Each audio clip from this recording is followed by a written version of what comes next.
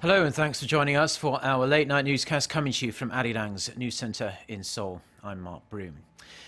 We start with the abuse of power scandal that has enveloped the Park Geun-hye administration. Prosecutors are ramping up their investigations into two former presidential aides with alleged links to the scandal. Former senior presidential secretary for policy coordination An Jung-bom is believed to have meddled in the fundraising activities of two controversial non-profit organizations created by Choi Sun-sil, a longtime friend of President Park and the woman at the heart of the scandal. Former presidential personal secretary Jung Ho-song is alleged to have leaked confidential presidential documents that included diplomatic and security issues to Che. Prosecutors are still deciding whether to request arrest warrants for the two men. Meanwhile, tens of thousands of Koreans have joined a candlelit rally in Seoul for the second Saturday in a row to demand President Park step down. Rallies are also taking place in other cities around the country. Looking to tighten the financial noose on Pyongyang, the United States has finalized a proposal to further isolate North Korea from the international banking system. Our Ji Myung-gil has more. The U.S. Treasury Department has issued a final rule that prohibits U.S. financial institutions from opening or maintaining accounts for North Korean banks. It also requires that they apply additional due diligence measures in order to prevent North Korean financial institutions from gaining improper access to the U.S. financial system. The rule was proposed in June, whereby the Treasury designated North Korea as a primary money laundering concern. Adam Zubin, the acting Undersecretary of Treasury for Terrorism and Financial Intelligence, says Pyongyang is using front companies and agents to conduct illicit financial transactions to support the proliferation of weapons of mass destruction and to evade international sanctions. The U.S. Treasury had previously used an anti-money laundering provision to target the North illicit activity, like the 2005 blacklisting of Banco Delta Asia, a bank in Macau. Although the measure was seen as the most effective U.S. sanction at the time, the measure was lifted in exchange for cooperation on nuclear issues. Experts say the latest designation could have a greater impact than the Banco Delta Asia sanctions because it designates North Korea as a whole, not just one bank. Ji Myung-gil, Arirang News. Now, newly released figures show 204 North Korean defectors have entered the United States as refugees since 2006. Citing the State Department, U.S. broadcaster Voice of America reports that the latest defector arrived in the U.S. on Thursday, a woman in her 30s who is settled in Illinois. The data shows 12 North Korean defectors have started new lives in the U.S. this year. North Koreans can be granted refugee status under the U.S. North Korean Human Rights Act, as well as receiving some financial support from the U.S. government. Defectors are also given free health insurance and food vouchers for the first 8 months. They can apply for permanent residency after a year and receive citizenship after 5 years. Hillary Clinton and Donald Trump have been hitting the campaign trail, flying from swing state to swing state as the race for the White House enters its final stage. The latest polls suggest Clinton has a slight edge on Trump, but her lead is razor thin and narrowing. Clinton has switched up her schedule to visit areas that only 2 weeks ago had been expected to vote for her. Clinton ended campaigning on Friday at a concert where she was joined by the rapper Jay-Z and his wife Beyoncé.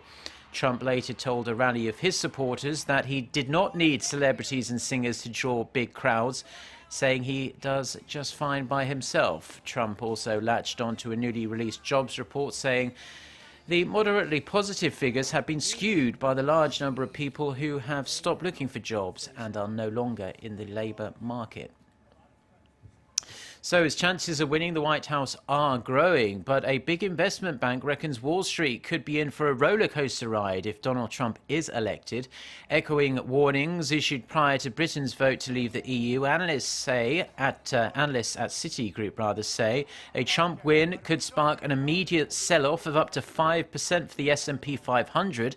They also warned of slower growth or even recession for the US.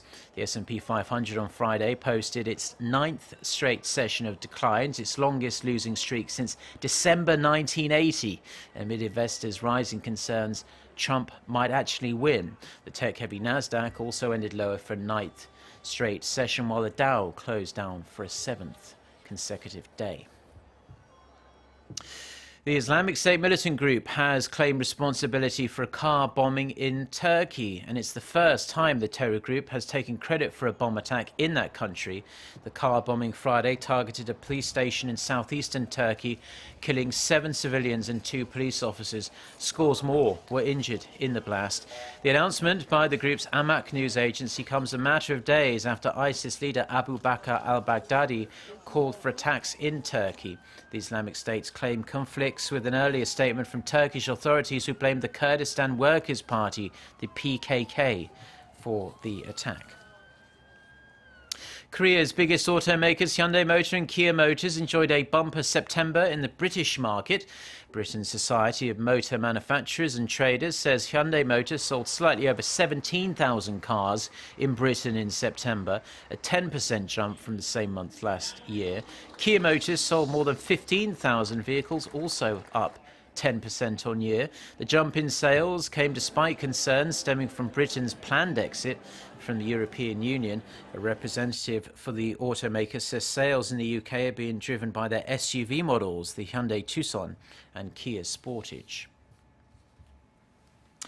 Now, Korean researchers may have discovered a new way to help prevent lung cancer. They've found that certain kinds of blood pressure medication can inhibit the generation of those cancer cells. Kim Jung-soo has more.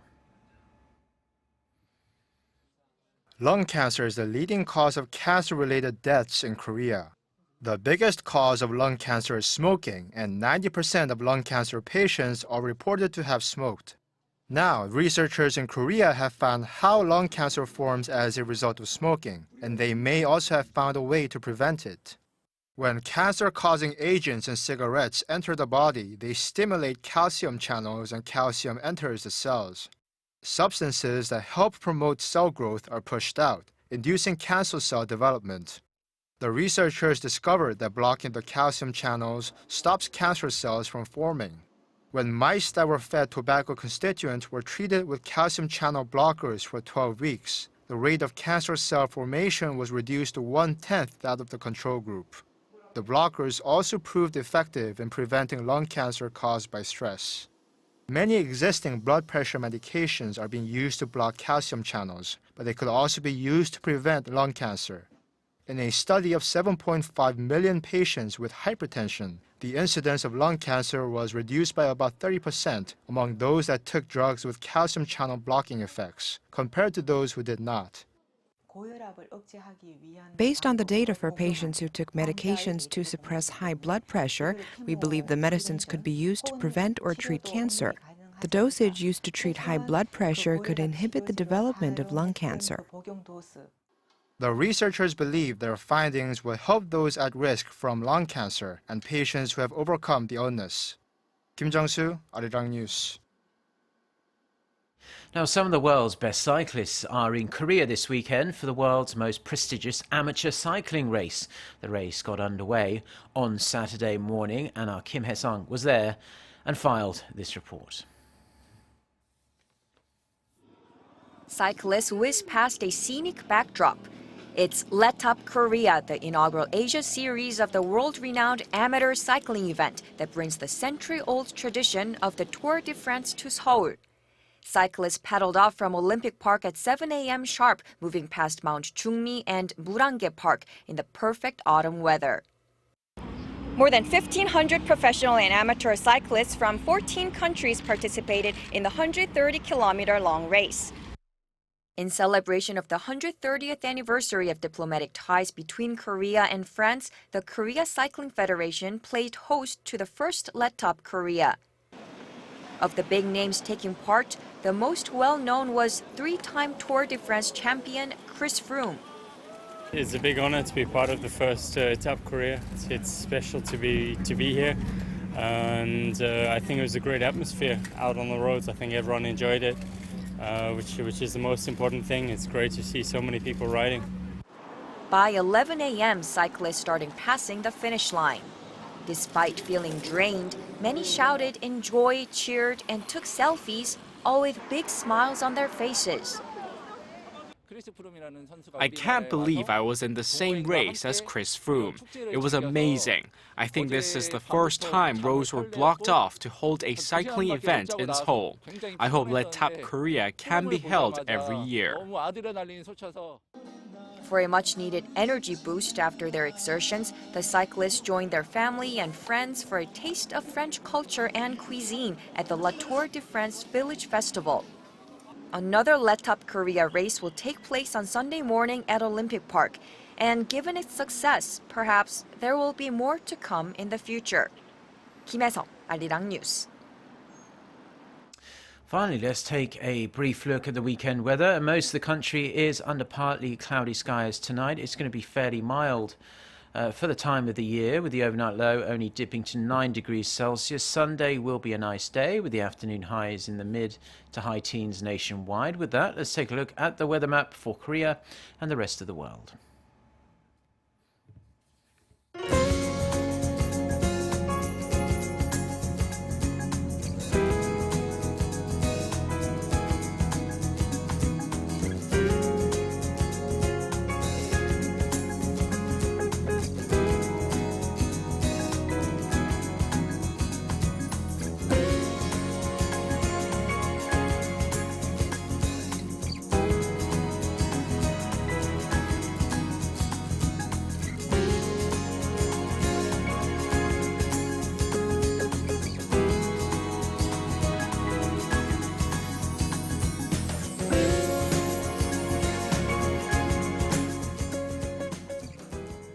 And those are the stories we have for you at this hour. For more of the latest, don't forget to check out the website arirang.com/news. Enjoy the rest of your weekend.